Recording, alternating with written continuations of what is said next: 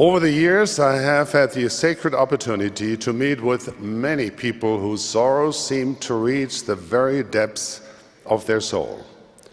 In these moments, I have listened to my beloved brothers and sisters and grieved with them over their burdens. I've pondered what to say to them, and I have struggled to know how to comfort and support them in their trials. Often their grief is caused by what seems to them as an ending.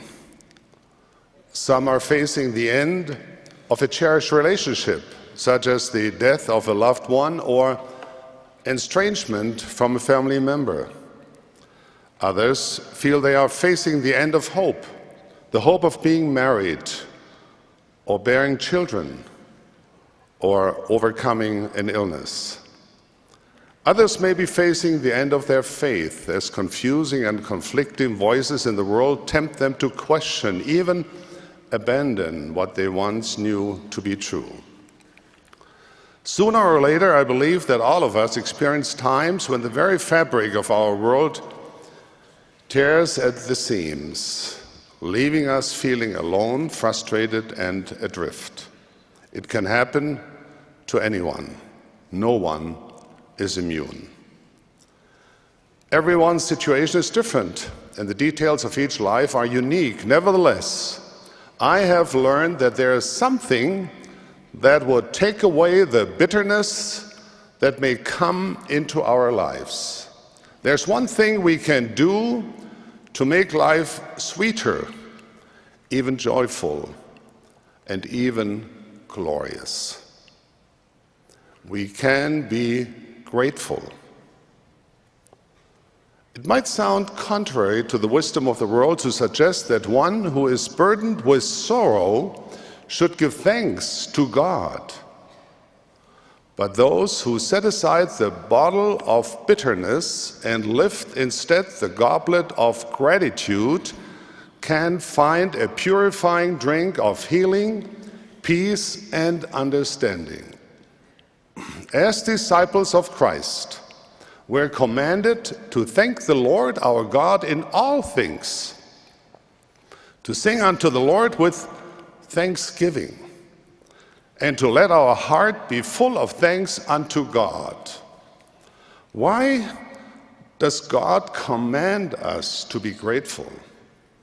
All of His commandments are given to make blessings available to us.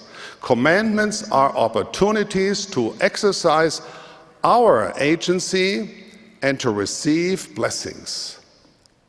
Our loving Heavenly Father knows that choosing to develop a spirit of gratitude will bring us true joy and great happiness.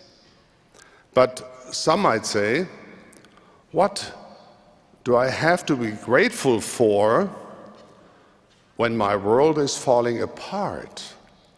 Perhaps focusing on what we're grateful for is the wrong approach.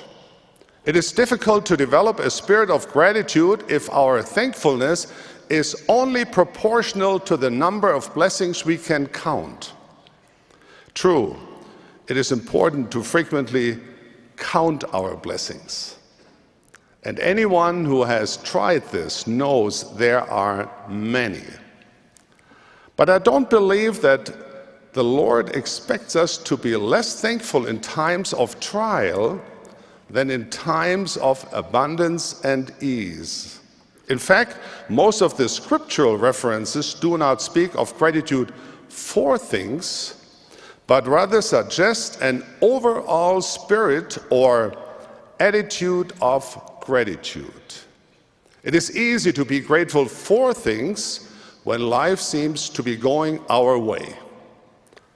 But what then of those times when what we wish for seems to be far out of reach? Could I suggest that we see gratitude as a disposition, a way of life that stands independent of our current situation? In other words, I'm suggesting that instead of being thankful for things, we focus on being thankful in our circumstances, whatever they may be.